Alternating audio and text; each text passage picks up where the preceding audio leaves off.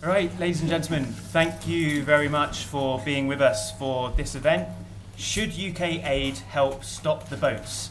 We chose a really uncontroversial title for this one. Thank you so much for being here. This event will, at a time when the UK's international leadership in addressing global issues never been more important, examine how UK aid can help tackle the root causes of migration and reduce channel crossings. The discussion will explore whether this can, in turn, offer increased protection of UK borders, while also contributing to the prosperity and stability of developing countries through effective targeting and mobilisation of UK development funds.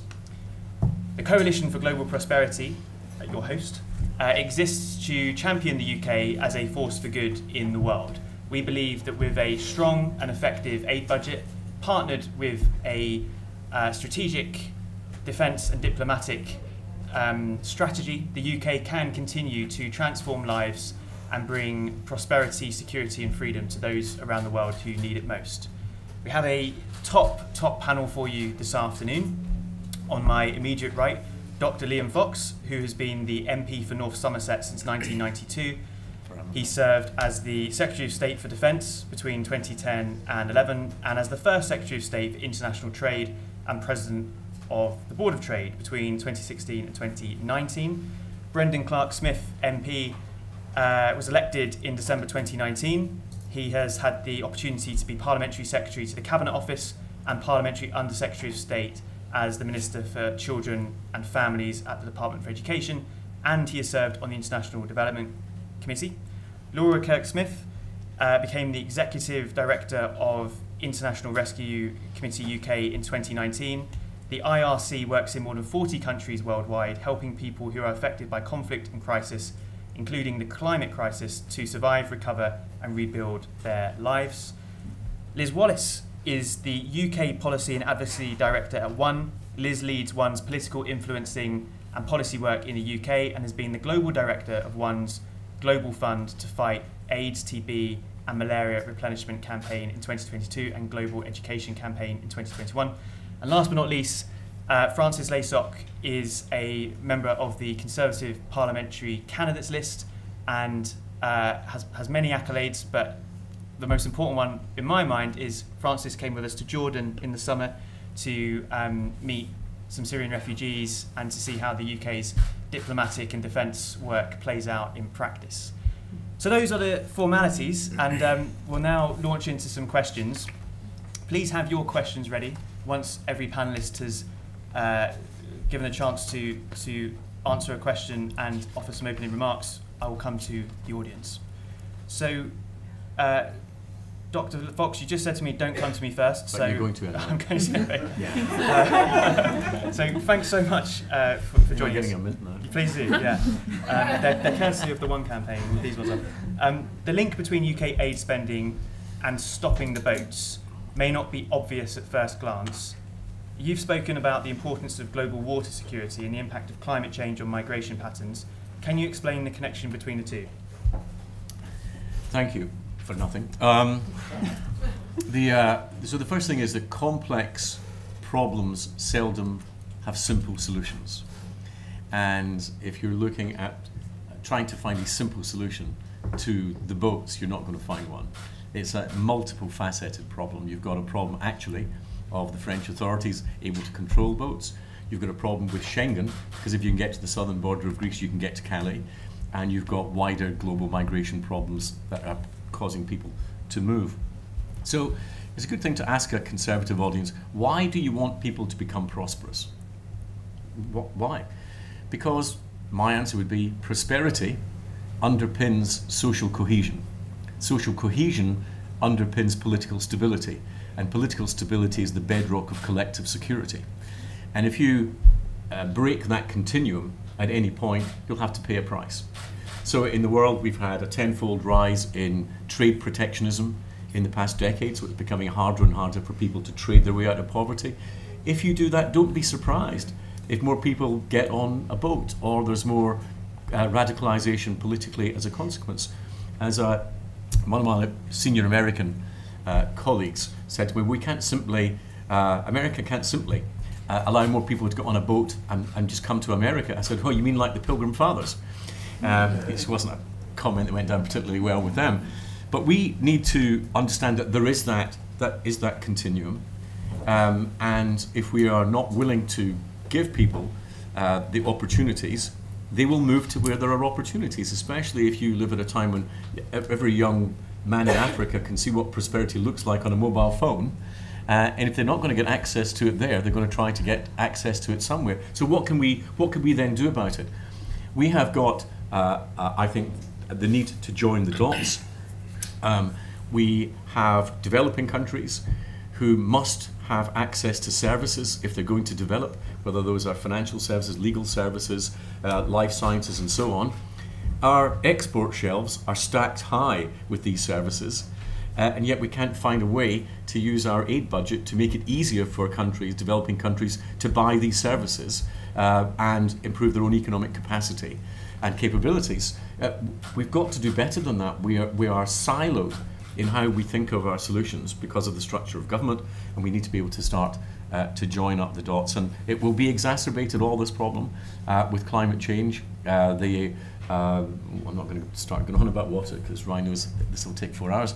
But these are complex issues. But I'll give you just one example of how it can work.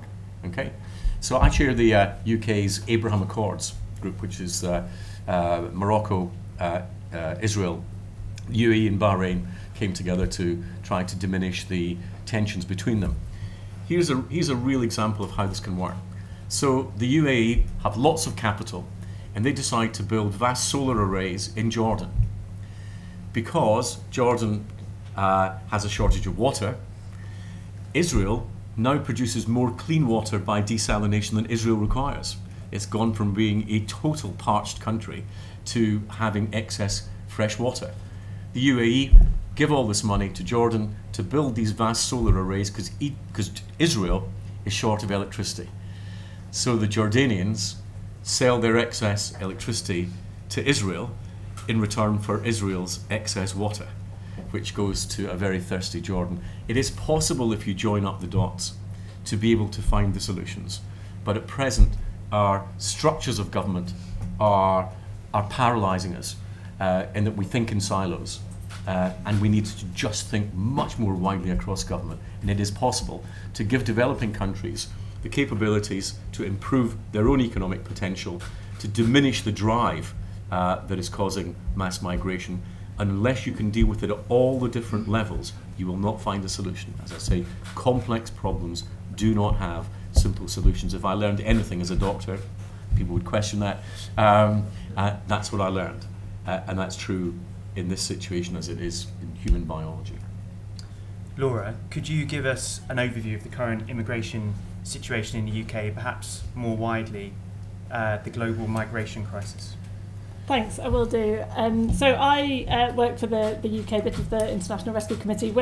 We work in 40 different countries worldwide, so that gives us quite a unique perspective, I think, on what's happening globally, the trends we're seeing globally. But also, we work with refugees and asylum seekers here in the UK. So we sort of see what we talk about the arc of crisis. We see what it looks like for people caught up in crises and what it looks like for people here. And I think Liam's focused on economic reasons being the driver of migration, and I think that's certainly true. That a lot of people are driven by the promise of economic prosperity to move. But I think it's really, really important to pull out and to also highlight the people who are forced to flee their homes because of war and because of persecution. And if you look at the UN statistics, 108 million people last year were forced to flee their homes for that reason. And within that, there's a quite interesting sort of set of points to bring out. And the first is that the vast majority of those who flee because of war and persecution stay in their home countries. So with the crisis in Sudan, for example, most people have fled Khartoum and gone elsewhere in Sudan to find safety. For those who do become refugees, cross a border, the vast majority of them, 3/4 of them, go to neighbouring states. So again, in the case of Sudan, they're going to Chad. They're not attempting to travel further, or certainly not attempting to travel here to the UK. So the numbers of those who are fleeing conflict and persecution and do get in the small boats and try to come to the UK is a challenging number, but a small number when you put it in that global perspective. And I think then when we look at the government's stated aim of stopping the small boats here, it's challenging because some people are in need of protection. They have fled war and persecution. Some are coming for other reasons. An effective aid policy is really important in terms of that specific group of people who have fled conflict and crisis. It's not that stopping the small boat should be the primary purpose of foreign aid, it's not, but certainly an effective aid policy that is focused in those fragile and conflict-affected states, which is where the real kind of drivers of that type of migration come from. Can be a really important way of reducing the reasons that drive people to flee. But that's only part of the picture when we're looking at stopping the small boats crossing the channel, which I'm sure we would all agree we want to see happen. The other component parts of that, and I'm sure we'll get onto this, is fixing the asylum system here in the UK so that we can quickly filter out those who are at real risk of death and oppression and torture from those who might be coming here for economic or for other reasons, and making sure that those who are in genuine need of protection are given it quickly. So fixing that asylum system is crucial. Equally, safe routes. We're not going to stop the small boats crossing the channel without there being safe routes for those who are in genuine need. And again, we can get onto that, but there's lots that we would encourage the government to be thinking about there in terms of refugee visas, in terms of better policies for family reunion. There's lots that's solvable. It can feel very complex and very difficult, but there are solutions in there, and we'd urge the government to focus in on those. Thank you. Brendan, should UK aid help stop the boats? Yes, I think you've got to look at the bigger picture, and I think if you look at the International Development Department, obviously we've changed the way that works. It's been brought into the Foreign Office and so on, and I went to someone who was very, very sceptical at first. I think when you see international development and say in a constituency like mine, and people want to see their money spent well, and always ask the question of why aren't we spending it on our own people, and why are we doing so on. But when I actually went in and saw it and saw the reality of it, it does paint quite a different picture. And we do actually run quite a tight ship with international development, and in terms of how we actually spend that money, how it's accounted for. And I just think just the general way we go about it is far more strategic now. We're looking at foreign policy, we're looking at defence as well, and they all have a part to play. And I think in the past, where it's looked at in isolation, and people would look at charities, or they'd look at what Oxfam are doing or something else, or the Red Cross are doing, and now I think people have a more holistic approach to it, and we get that. And I think when we're talking, and I always go back to the name behind us, and in terms of prosperity I think is the key to solving a lot of those problems. And I look at programs such as aid for trade and so on, and we want these countries to develop, we want to help, and we want to tackle the problems at source.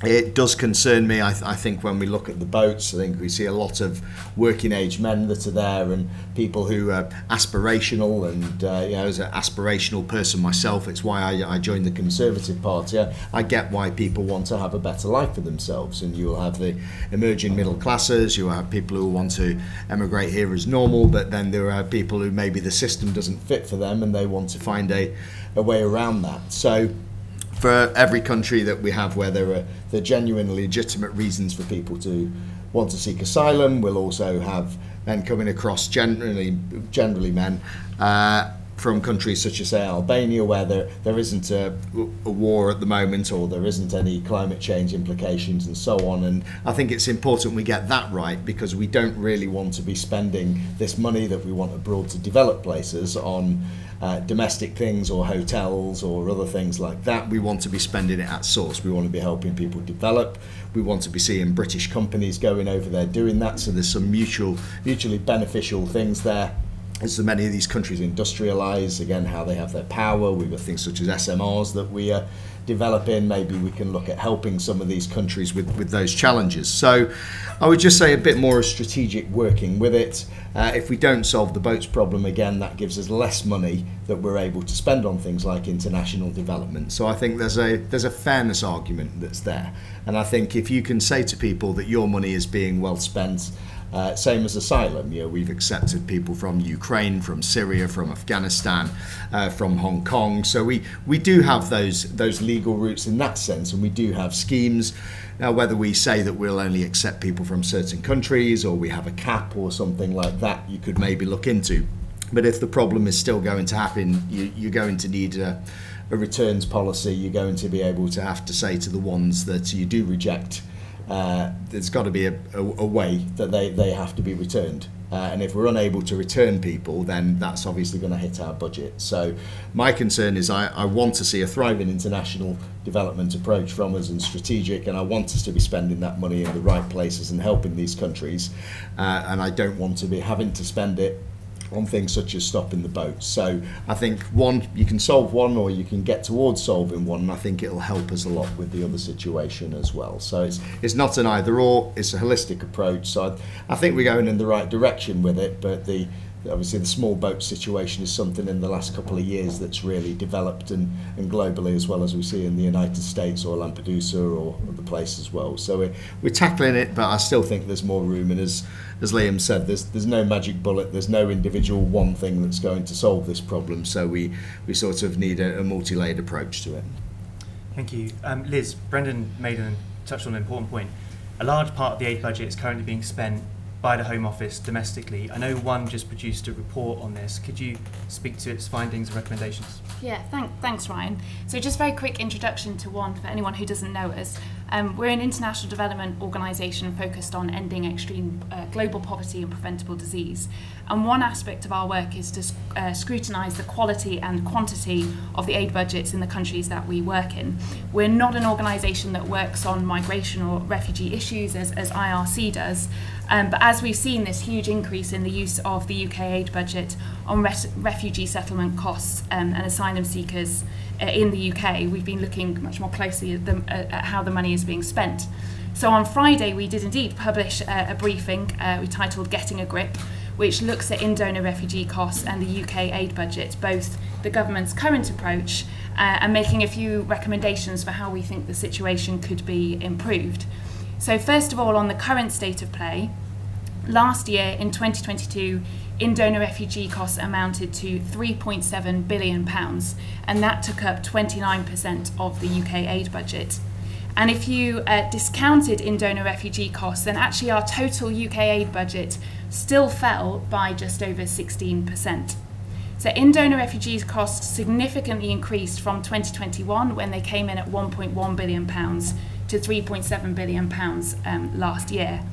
And the UK is spending 40% more per person than the next highest spender in Europe.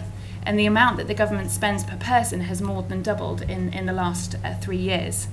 So just to go back to basics, the internationally agreed rules about what can count as the aid budget allows donors to classify in-donor refugee costs as aid for the first 12 months after a refugee's arrival. And governments can use aid budgets to cover costs for things that relate to the sort of temporary sustenance. So that's food, that's shelter, that's training, but not for detention and forced removal. However, the sort of spirit of the rules is that government should take a conservative approach, and that's not been what we've been seeing happening in the UK. So what's been playing out is that we've seen the Home Office treating the UK aid budget as a blank cheque. And the government's own watchdog, the Independent Commission for Aid Impact, has found that there's been very little transparency around how the money is being spent, and therefore little incentive for the Home Office to spend that money effectively and deliver the best value for money for the taxpayer. And then at the same time, the Foreign Commonwealth and Development Office has become the spender of last resort. So we've seen significant and abrupt cuts to both bilateral and multilateral aid programmes, as the Home Office has been able to spend without constraint. And in turn, this is compounding the very issues which are contributing to driving migration, whether that's tackling conflict or climate change or food and water insecurity. So we really have ended up in a lose-lose situation, because this is bad for refugees who are being stuck in hotels at great cost to the taxpayer, awaiting decisions, not able to continue with their lives. It's been bad for people in low-income countries and fragile states, because the UK has very quickly withdrawn its support. And bad for UK taxpayers and ultimately sort of long-term security and prosperity of us in the UK. So moving quickly on to the recommendations that we're making. First of all, we think that refugee settlement costs should be additional to the UK budget that's earmarked for development spending. So development spending is a long-term strategic investment, often, as I've said, preventing the very issues that are becoming drivers of migration. And so whether we set the UK aid budget at 0.5% or 0.7%, we think that refugee settlement costs should be additional, and that the Home Office should be managing an entirely different pot of money. And it's worth saying that the UK is an international outlier in the approach that it's taking. So a country like Sweden has decided to set a ceiling for the amount that it's charging as in-donor refugees.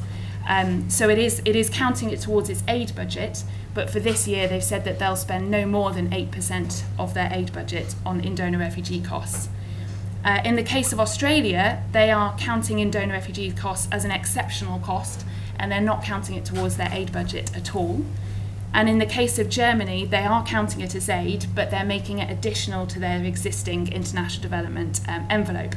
And that's the approach that we would like to see the UK take too. In the immediate, we want to see the Home Office speed up the processing of asylum seekers, so that asylum seekers were spending no more than 60 days in a hotel. So a major driver of the cost in the last year, 18 months, has been the ever-growing asylum backlog and the prolonged use of hotels as initial accommodation. So we think that by improving productivity, recruitment, retention and training, we really should accelerate the clearing of that backlog. And by our calculations, that measure alone could save up to £1 billion. And £1 billion would help to restore funding to the hunger crisis in the Horn of Africa, which is just one area in which the UK has significantly stepped back in the last year. Our next recommendation is that the government should explore expanding the sponsorship model that was created for Ukrainian refugees to cover other nationalities. So the scheme, as I'm sure we all know, enabled Ukrainians to have permission for 3 years to work, to study and to access public services in the UK. And the hosting costs for Homes for Ukraine scheme maxed out at around £10,000, compared to hotel costs, which are coming in at over £37,000. There's massive cost difference there.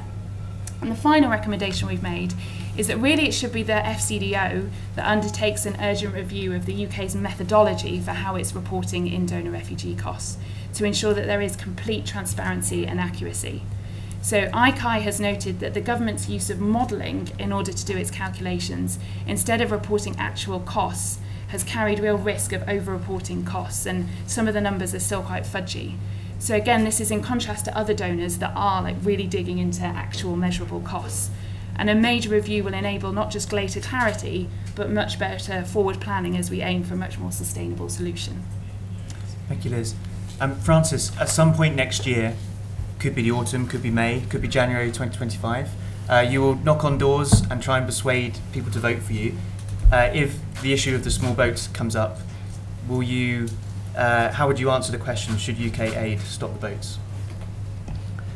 So, just picking up from some of the comments made by the panel so far, there's one very concerted comment on the importance of hope, which is something we should come back to. But before that, there's a very structural, process-driven political one on the importance of narrative. And as we all know in political campaigns, narrative matters. And as people, we like simple narratives. So a narrative like asylum seekers fleeing war who have no safe route to asylum in the UK is a simple narrative, we understand that. A narrative like predominantly male economic migrants seeking hope is a simple narrative, we understand it. A narrative like sudden spike potentially in criminal gangs advertising on TikTok in Albania the option of routes into the UK that's a simple narrative, we understand it. And the complexity now here, that as people in the policy space and politicians that we have to deal with, is that all three of those things may be true at one point. And there are different problems requiring different solutions.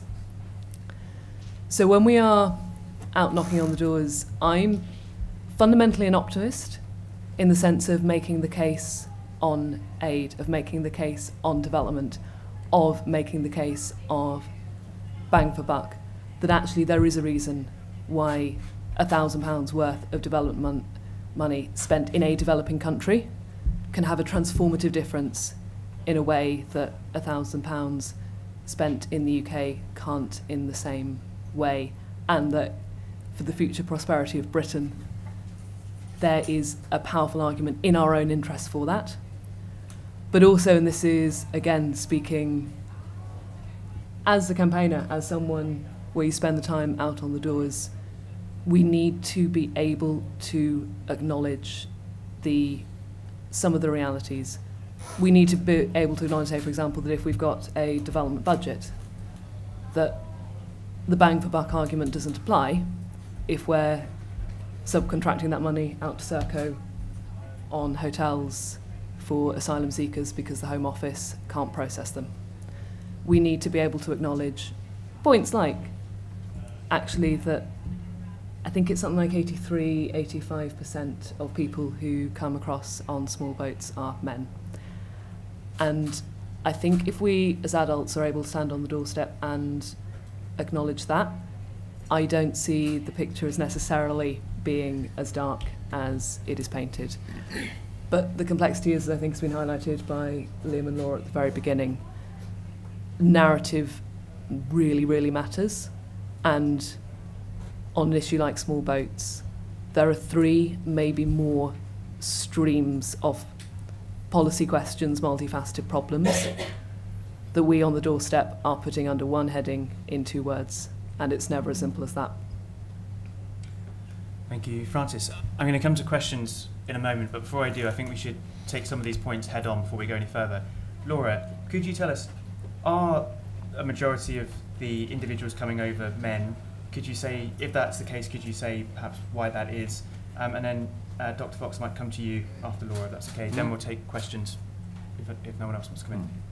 Yeah, the majority are men. What matters, though, is whether or not they have a well-founded fear of persecution. And actually, the more relevant statistic there is that more than half of the small boat arrivals come from just 5 countries, which are Afghanistan, Syria, Sudan, Eritrea, and Iran. All of those are countries where conflict and persecution is rife. And actually, the Refugee Council released a report today, but if you look at whether or not their asylum claims are successful, last year 2/3 of them were. This year, if you look at the latest Home Office data, it looks like about 3/4 of those asylum claims would be successful.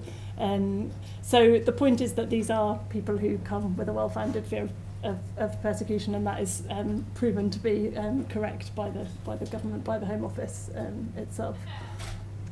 Dr. Fox. Well, what no one has actually mentioned so far is one of the reasons we have to tackle the small boats is because it is actually a good remuneration for some of the world's most appalling criminals, which are people smugglers. And we mustn't forget that there's, in my view, a moral imperative to destroy the economic model for people smugglers. It is slavery, but by another name. And we need to, so I think the point that Francis is making about rhetoric is really important. In stopping the small boats, it's not that we're against the refugees. And I think it's really important we don't see the Conservative Party painted into a position where we appear to be anti-refugee. But from the very beginning, I think we should have placed much more emphasis on the fact that we must smash the financial model of people smugglers. It is the most disgusting trade in the world. And we have to deal with that now. But we still have to deal with these other issues, of course. And I would also like to just say that where we're spending our money, which fits very much into what Laura says, spending money on good governance, because governance in these countries where you get less social breakdown, means there's less of a driver to the migration. Spending on women's rights, specifically I have to say in the Islamic world, because we know where women are more economically empowered, for example, there is less internal conflict, there is less radicalization, and we should be making that a priority for us. And again, on that prosperity agenda, these things all fit into the same place. I don't think we're actually arguing counter to one another, but I do think that we need to try to separate out the small boats issue from the wider migration issue, because we're in danger, I think, of conflating them. And the one thing I'm absolutely convinced that we must do is we must break the people smugglers. And there's a danger, actually, if you speed up the refugee and the asylum claims of those who come in small boats via people smugglers from another route, that you're actually going to exacerbate the problem.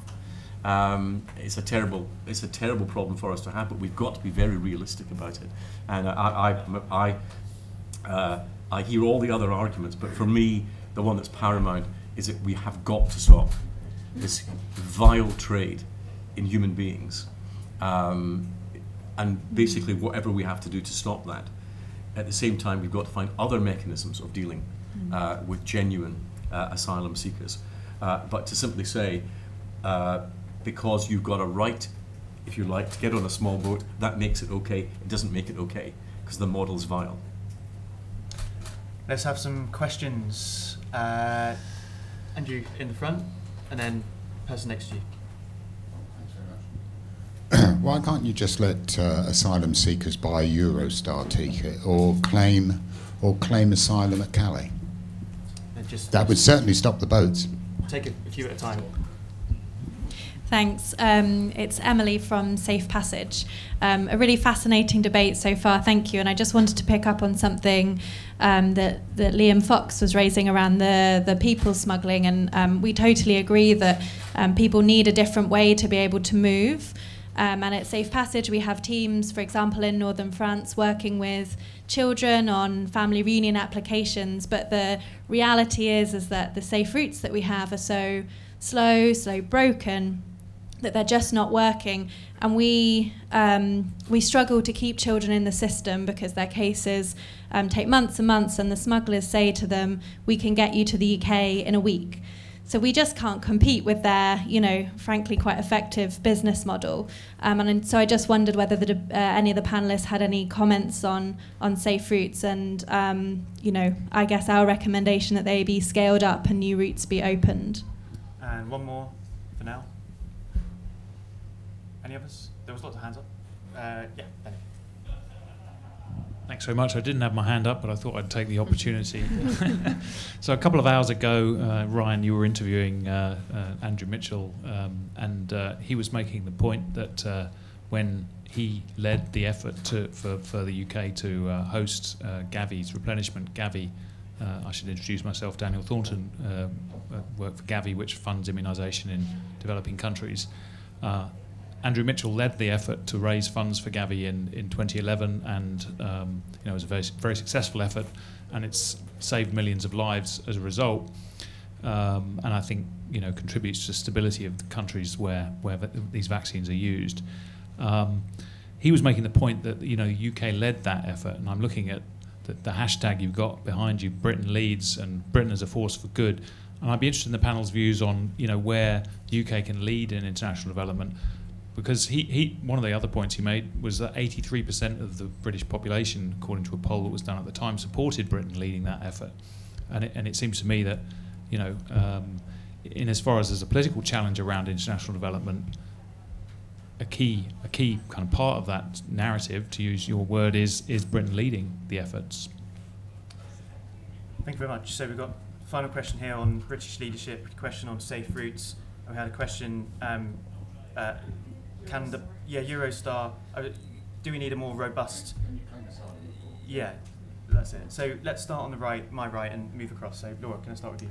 Yeah, so I think I'll pick up first on that point about safe routes and claiming asylum abroad, which I think is absolutely the right kind of model. And so we work in the United States as well, where there's some interesting some of them still at pilot stage, but some interesting models that the US government is looking at, and it's far from perfect, but there are options if you are from Nicaragua or Haiti or a few other places to apply for asylum or humanitarian parole, as they call it, from there, travel safely to the United States. And you need to be sponsored by someone resident in the US to do that. But it works as a way of getting people there safely, removing the need for the dangerous journeys. And there are other pilots in the US where you can apply. There's an app where you can apply to register for your asylum appointment. So there are other solutions out there that we're seeing being tested, at least in other countries, that I think we should be looking at here. And one of those might well be for people to be able to apply for asylum from France. There are other things like family reunion, where again there absolutely must be a safe route available for people to claim to apply for family reunion if they have family members here already. So I think it's a really important area, and if we just go back to that global context again, where conflict is driving unprecedented levels of humanitarian need, and conflicts are going on for longer and longer, that's not going to go away. People are going to keep fleeing these places and risking their lives to do so, and there has to be a way of helping them to find safety and protection if they need that. Dr. Fox. Well, I absolutely agree that people who are persecuted and in fear of their lives need to find a safe place to go, if we accept that starting point. But that is not the beginning of an option of global tourism. You need to find and seek asylum in the first safe country that you come to. You can't just decide that I want to go to the UK and come via a number of other safe countries on the way. And we need to find a way of dealing with that. The point that Laura was making about the United States goes back to the first point I was making. This is a global crisis of migration. And there are a whole range of drivers, some natural, some man-made, that is driving this. We can't deal with all of them. We can't deal with the effects of climate or disease on mass migration. Some of that's kind of beyond our control. But there are things that we can do. And one of the things that we can do is, again, this question of governance.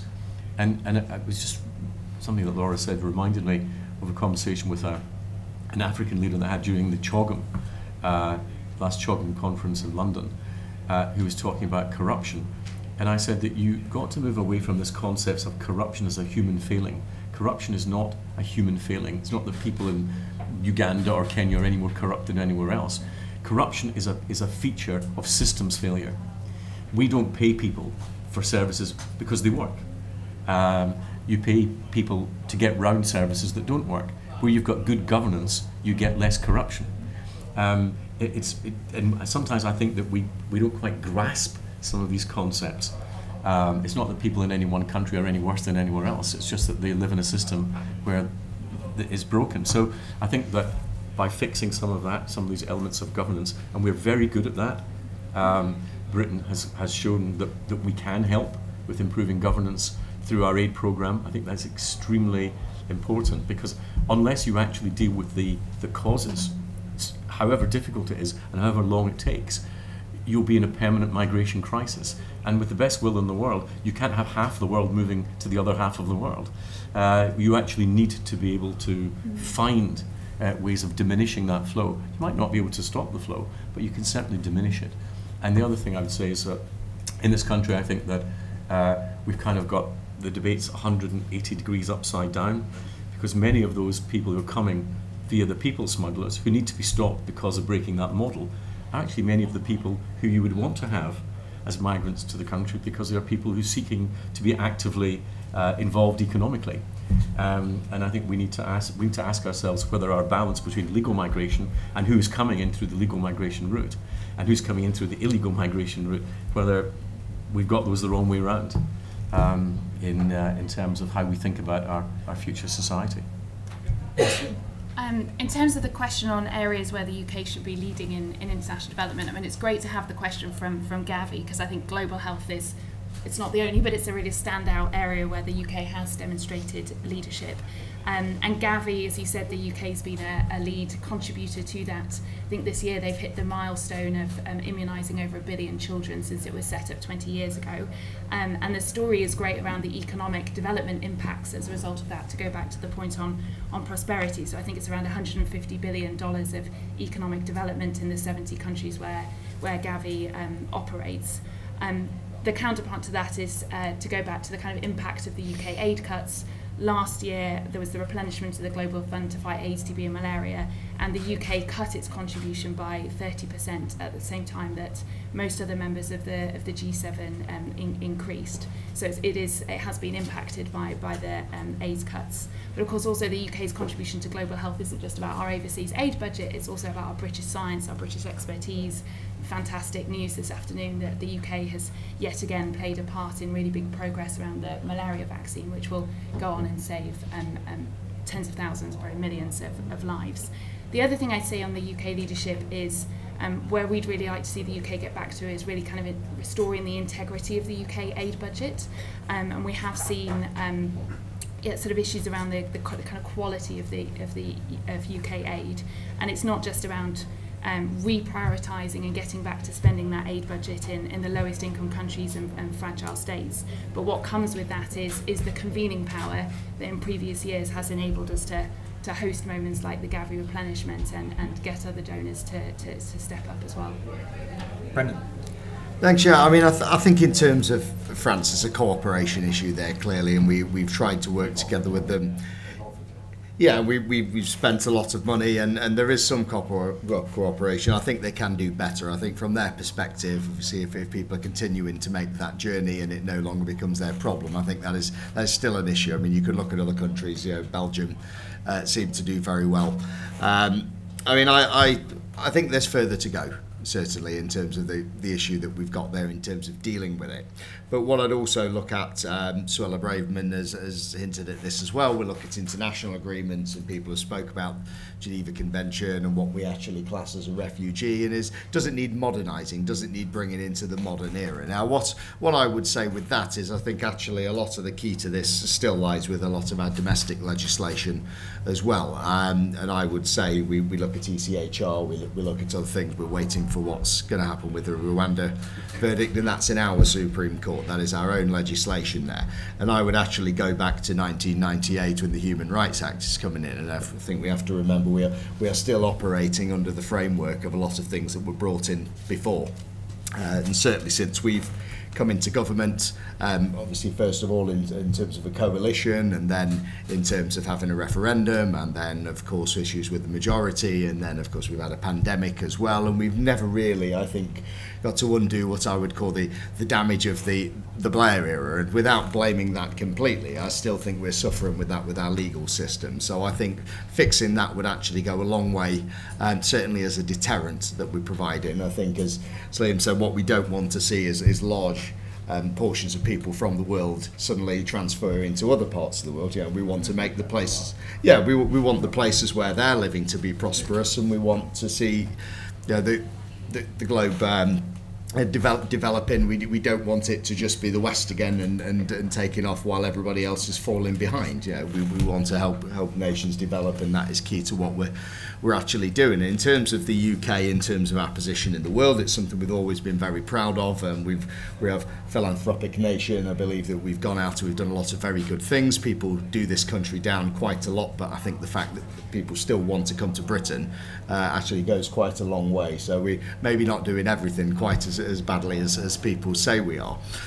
In terms of the aid budget, I mean, I've argued in the past whether it's 0.5 or 0.7, I would take it away completely, and I would say if you need to spend more money one year because it's something very important has happened, or you think you can get some good investment, spend more. And if one year, rather than just to tick the box to say you've paid it, you can say it, and you can look at a longer plan for that. So I'd like us to probably have a bit more thinking about how we do that. Then you don't have these arguments that you've gerrymandered the budget because you've spent this and that's not really aid and that should go somewhere else, and you actually a bit more of a strategic approach, I would say. So I think we do a lot of good things. I think we're kind of moving towards that, but I mean I still don't think France does enough. I don't think our partners do enough with this, and I still think that we need to change our own legal system before we can have an effective system there. We brought a lot of legislation in to deal with this. I'm hoping that the Rwanda case goes through and acts as that deterrent. If it doesn't, we may have to go further, but again, I still think there's more domestically we can do. Francis. Just picking up on the point about where the UK can lead, one of the most positive things taking away from the visit to Jordan was the sense of the United Kingdom as a partner, as a valued partner, that there was a world in which the net value to everyone was greater as a result of UK aid and UK involvement in development. And that, I mean, we can discuss the forms of that, whether it's through education. There are some very interesting discussions to be had on equity finance, particularly towards SMEs, whether it's through health, whether it's through other areas. I think that it's not a question for me, and it's not a question for this panel, but in terms of Britain's leadership, not only is that good for the world, but also, speaking very candidly, when we look at the economic projections for Britain right now, one of our biggest intangible assets is the soft power of English and our cultural capital. And we in this room as Conservatives, I think we need to be a lot stronger in making the case that for the future of this country, for our place in the world in 100 years' time, we have to be looking outwards, because if we continue to look inwards, we are realistically facing a slow decline. And at that point, I was fine. There's one other point that I'd actually like to pick on that's kind of been touched on about brain drain. It's a policy area that gets very complicated. I used to work in tech policy. London, in many ways, is a hub for the world's talent. That's a great thing. Again, it's a USP of Britain. It's something that makes us very successful. We need to continue to have that. We also need to be cognizant that sometimes that's not necessarily a popular policy from the countries who are donating their best and brightest, particularly if their best and brightest don't come back. And so then when we're talking about the long-term future of particularly war-torn countries, we're not talking about someone coming from India to study in the UK, maybe set up a business, maybe do a couple of years in consultancy or banking and then go back, but people who leave war-torn countries in order to make a new life in the UK. That is very justifiable, but also when we're talking from a wider humanitarian perspective, where it gets quite nuanced is that you are then taking the best and brightest away and they are settling and developing in Britain, and the kind of person who has gotten to England under those circumstances is the best and brightest, and they are not perhaps in the country that needs the most. It's a very nuanced moral question. It's a very nuanced moral question about the role of the individual and a couple of other things, but just in terms of where we're making points about, what is the truly humanitarian thing to do? The idea that, actually the best thing would be that everyone comes to Britain is in some ways quite patronising and not necessarily good for international development, and I'd make that point quite strongly. I just feel that in all of this, we're in danger of conflating the wrong issues. Even if we were to win our legal case, even if we were to send to Rwanda the people who come illegally through the small boats route, it doesn't actually deal with the bigger problem. There is still a bigger problem of global migration that the whole of the developing world needs to deal with. We need to try to find solutions to it, short-term solutions, medium-term solutions, and longer-term solutions. And if we start to think about the whole debate as just being about small boats, then I think we're going to make a lot of perverse, perhaps unintentionally, policy decisions. So we need to try, I think, to get the small boats issue and the people smugglers and to deal with that issue. But at the same time, it's not going to excuse us from having to deal with the wider and more complex issues which will continue to get worse because you have a bigger and bigger global population. You've got all sorts of demands on natural resources.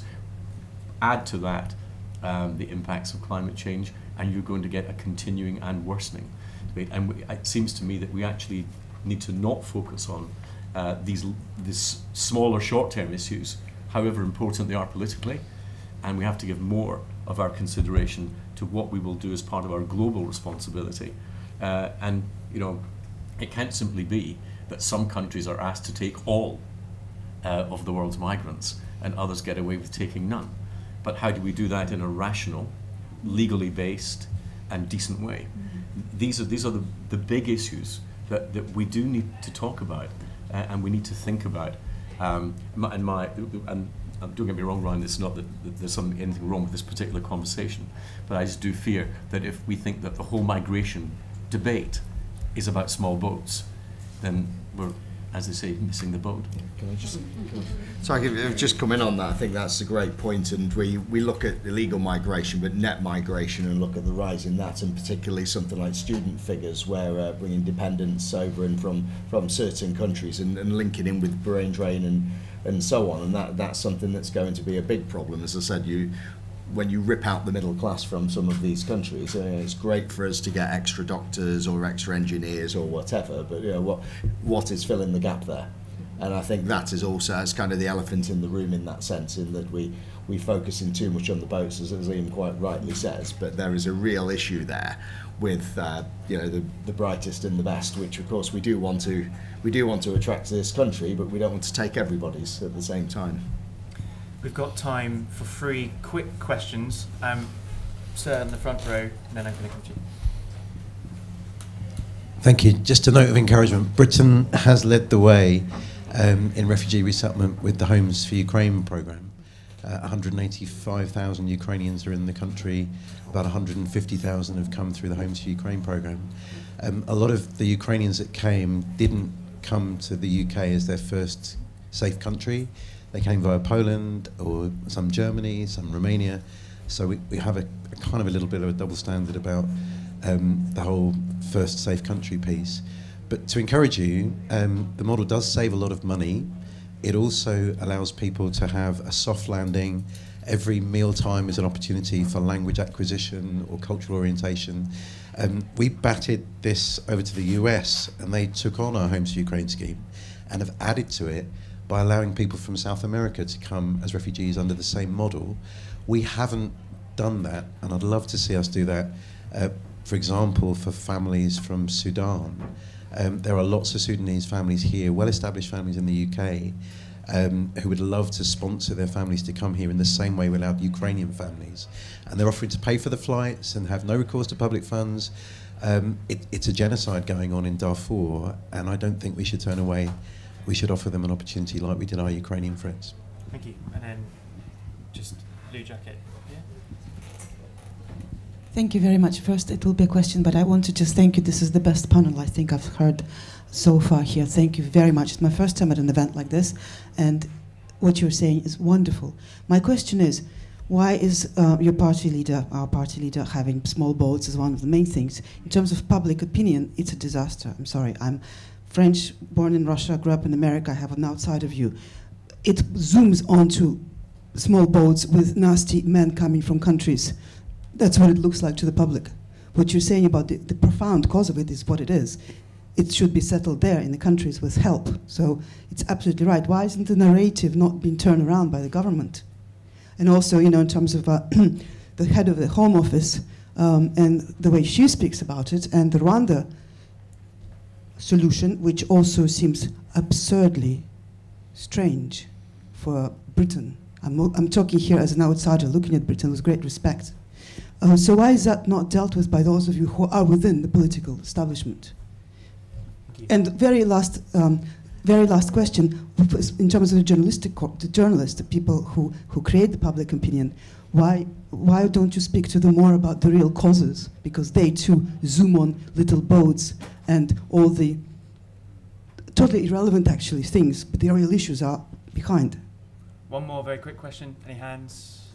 Yeah. Thanks. Hi, Olivia. I'm from Chatham House's UK in the World programme. It's actually a similar question. The gentleman from Gavi mentioned that sorry, I didn't catch your name, but on specific issues, the UK public can be very supportive of UK leadership on this, but when the development budget was at 0.7%, in a lot of polls that was quite unpopular. So I'm just curious about what narratives about this you have found effective, especially for those members of the panel who do work with and speak to the public. Thank you.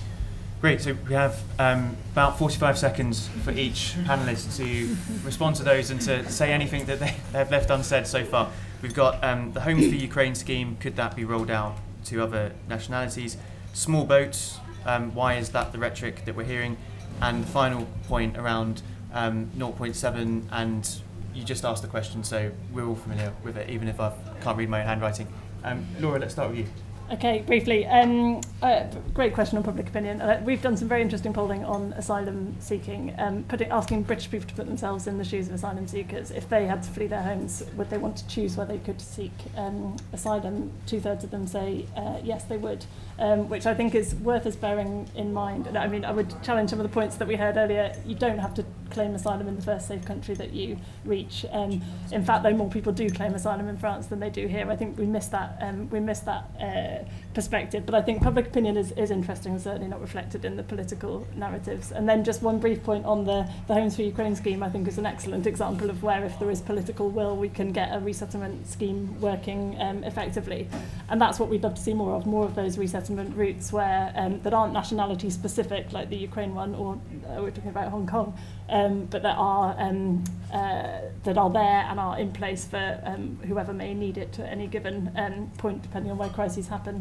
But those resettlement routes can't be an alternative to there being safe ways to also be able to claim asylum. So you need those reactive mechanisms as well as the planned resettlement mechanisms. But this safe routes point we go back to again is absolutely crucial. Thank you. Brendan.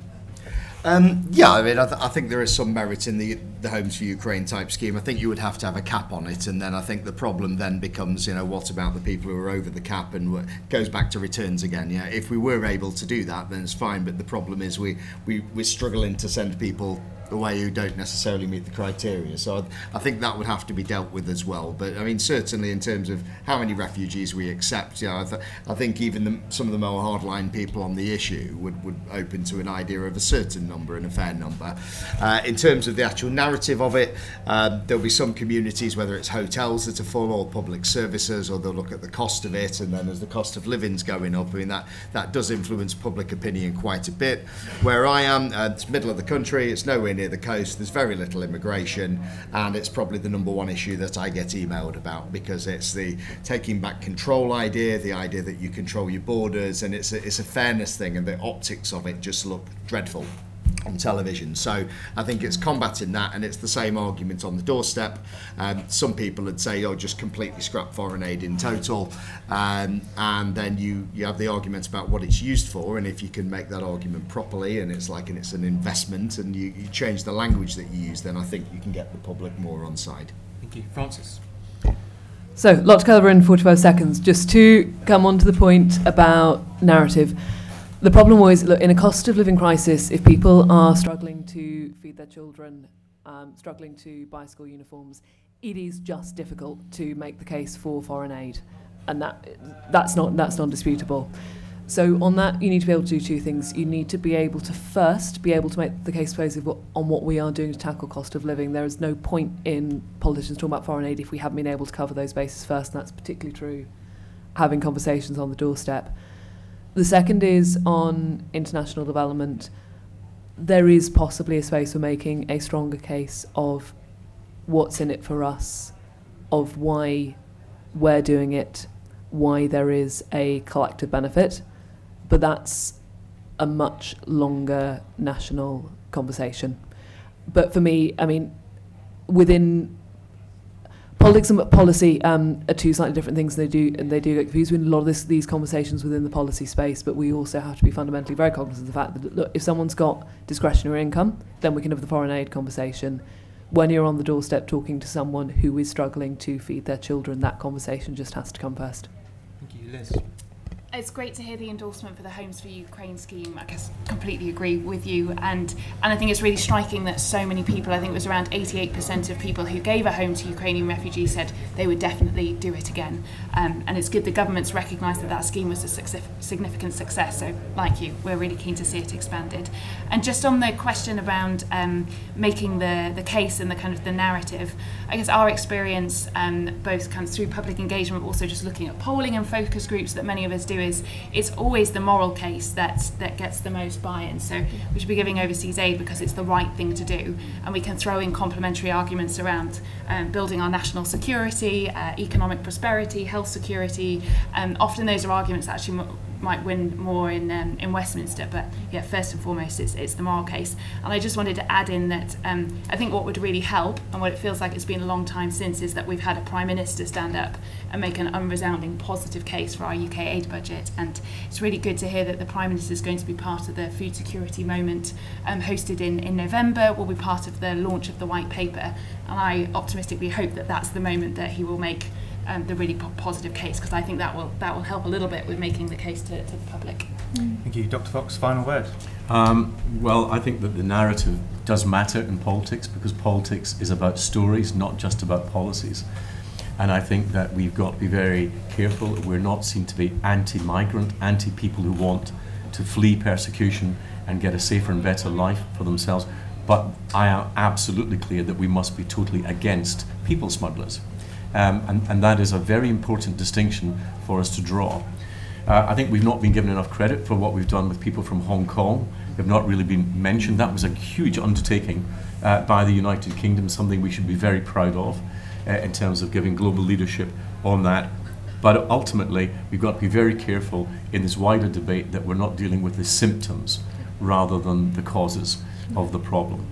And we've got big global issues around water security, food security, safety, gender equality, and we need to recognise that you can't solve global problems from a purely national perspective. Global problems require global solutions, and we need to find ways of international cooperation to deal with what's going to be an ongoing global migrant crisis.